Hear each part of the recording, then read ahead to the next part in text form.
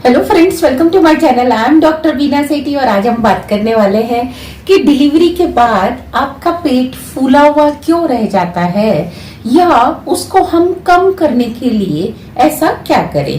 देखिए कि जब आपकी डिलीवरी होती है उस समय आपके बेली के अंदर, आपके एब्डोमेन में आप समझ सकते हैं कि यूट्रस एक बहुत बड़ा एरिया, बहुत बड़ा वॉल्यूम कवर करके रखती है, जिसके कारण आपके लंग्स थोड़ा ऊपर की तरफ चले जाते हैं, हार्ट थोड़ा और ऊपर की तरफ प्रेस होता है, स्टमक भी, और आपके जो बाकी सारे ऑर्गन्स हैं, चाहे वो इंटेस्टाइन है, चाहे आपके लिवर है, वो सब साइड में सरक जाते हैं और बीच में क्या आ जाता है, आपका प्यारा सा बेबी आ जाता है।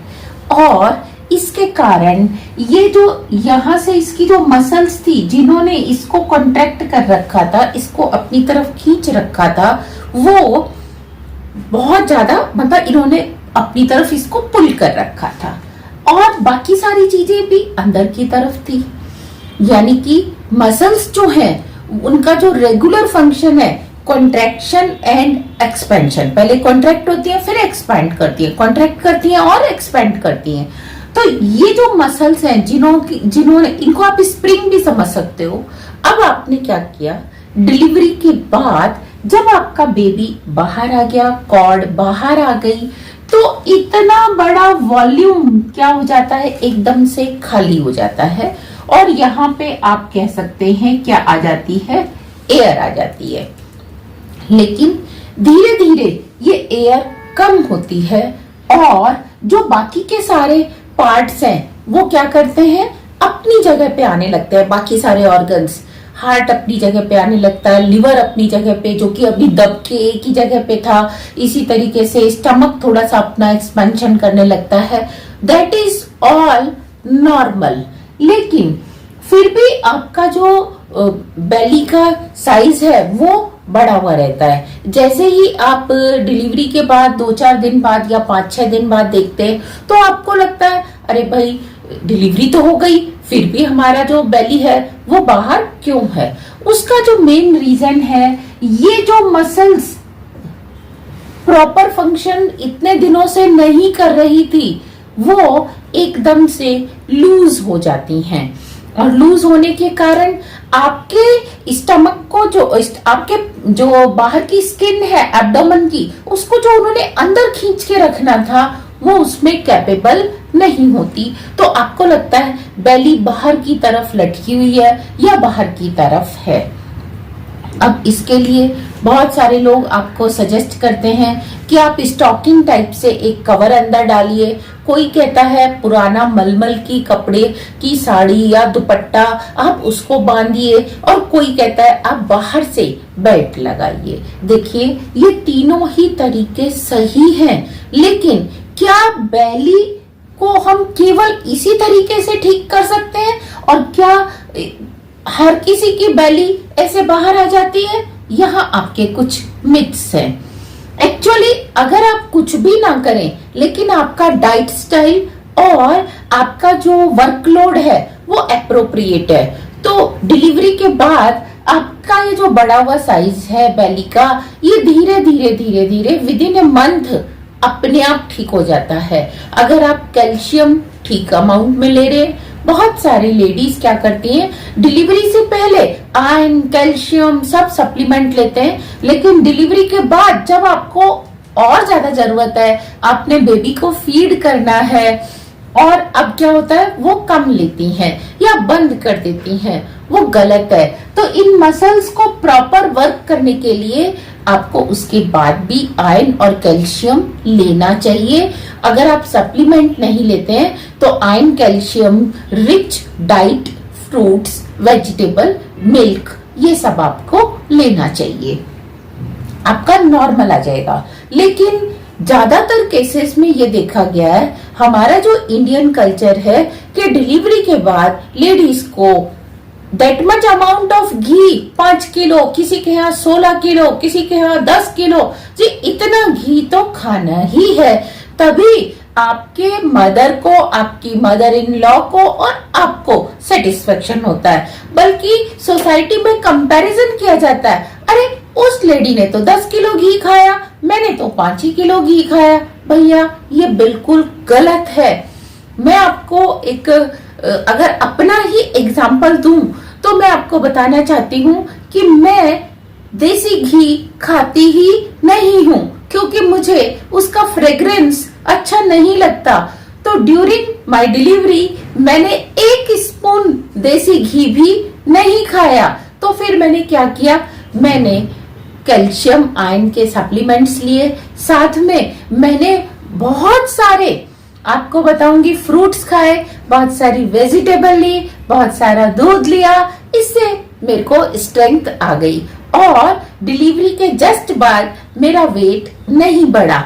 तो इससे अच्छा एग्जाम्पल क्या हो सकता है। और मैं ऐसे ही और कई एग्जाम्पल जानती हूँ जो कि देसी घी खाते ही नहीं है, तो क्या उनकी डिलीवरी नहीं होती। आप ऐसा सोच के देखिए कि बहुत सारे गरीब घरों में जिनके पास पैसा ही नहीं है देसी घी के लिए, तो क्या उनके घर में डिलीवरी नहीं होती। उनके घर में भी डिलीवरी होती है। तो क्या सबके पेट बाहर आ जाते हैं? नहीं। अगर आप डिलीवरी के बाद चलना फिरना शुरू करते हैं, अच्छा खाना खाते हैं, तो आपकी जो मसल्स हैं अच्छी एक्सरसाइज भी कर सकते हैं, कॉन्ट्रैक्शन और एक्सपेंशन वाली, तो इससे आपकी बेली ठीक हो सकती है। लेकिन अगर आपको नॉर्मल डिलीवरी हुई है तो आप 3 या 4 दिन बाद चाहे तो कपड़े से, आप मलमल के दुपट्टे से, मलमल की साड़ी से क्या कर सकते हैं, एक बेल्ट बना के अपने बेली के ऊपर बांध सकते हैं, या आप क्या कर सकते हैं, जो स्टॉकिंग टाइप से कवर आता है आप उसको पहन सकते हैं, लेकिन वो थोड़ा सा टाइट होता है तो ज्यादा देर नहीं पहना जाता। और जो बेल्ट होती है, हालांकि हम उसको कपड़े के ऊपर से पहनते हैं, लेकिन उसको बार बार एडजस्ट करना पड़ता है और कई बार आपको उसकी फिटिंग अच्छी नहीं आती। तो बेस्ट तो आपको मलमल का कपड़ा ही रहता है कि आप उसको अपने हिसाब से, अपने अकॉर्डिंगली आप उसको ढीला या टाइट कर सकते हैं। ध्यान दीजिए, अगर आप सोते टाइम इसको पहनेंगे तो ये मतलब सही यूज नहीं है इसका। बैठे हुए भी ज्यादा मत पहनिए, ज्यादा टाइट भी इसको मत बांधिए, वरना आपको ब्लीडिंग ज्यादा हो सकती है, कई बार क्लॉट्स ज्यादा आ सकते हैं, आपका ब्लड सर्कुलेशन रुक सकता है, दैट इज नॉट गुड। हाँ, चलते फिरते काम करते समय जब आपके बाकी के बॉडी पार्ट्स को भी क्या चाहिए, सपोर्ट चाहिए, उस समय आप बेल्ट को बांध सकते हैं। और डेफिनेटली जब आप बेल्ट को बांधते हैं तो आपकी बॉडी को सपोर्ट मिलता है। मसल्स जो हैं, जो एकदम लूज हो गई थी, वो मसल्स क्या होती हैं, थोड़ा सा अपनी शेप को रीगेन करती हैं, दोबारा से वो रीशेप हो जाती हैं। इसी तरीके से अगर आपको सी सेक्शन हुआ है तो मैं आपको रिक्वेस्ट करूंगी कि तुरंत बाद, सी सेक्शन के 2 या 3 दिन बाद आप बिल्कुल भी बेल्ट या कोई कपड़ा, कोई कवर मत पहनिए।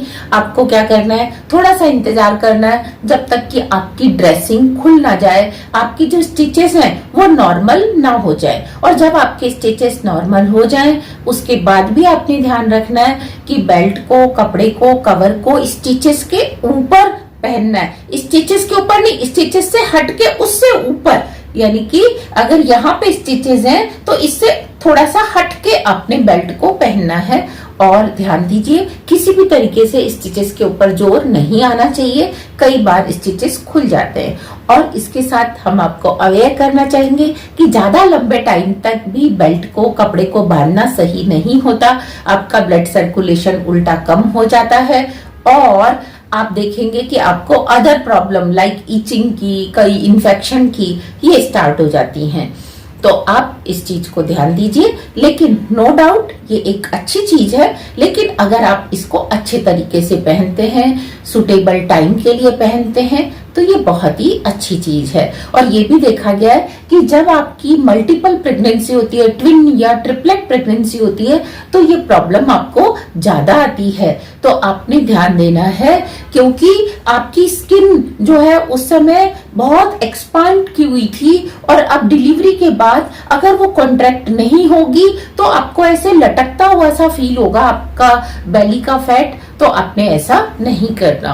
और फॉर गॉड से डिलीवरी के बाद चाहे आपका सी सेक्शन है चाहे नॉर्मल डिलीवरी है, ज्यादा हेल्दी डाइट के चक्कर में ज्यादा ऑयली, बहुत सारे ड्राई फ्रूट्स, बहुत सारा मिल्क ना पिए, हेल्दी डाइट ले, बैलेंस्ड डाइट ले, वो आपके लिए इससे भी ज्यादा अच्छी डाइट है। क्योंकि ऐसा बहुत सारे केसेस में डॉक्टर्स को फेस करना पड़ता है कि डिलीवरी के बाद उल्टा वेट ज्यादा बढ़ गया, यानी कि पहले आपका और बेबी का जो वेट था उससे भी ज्यादा वेट आपने एक ही मंथ में गेन कर लिया। काम आपने किया नहीं, आपने रेस्ट किया और खाया आपने डबल ट्रिपल। तो भाई आप खुद जो है एनर्जी का जो साइकिल है इनटेक और उसका बर्निंग का, उसको आप क्या कर रहे हैं, डिसबैलेंस कर रहे हैं। तो प्लीज आप ऐसा ना करिए और अपने बेली को शेप में रखिए। आप सुंदर लगेंगे तो हमें आप बहुत अच्छे लगेंगे। Thank you very much, all the very best.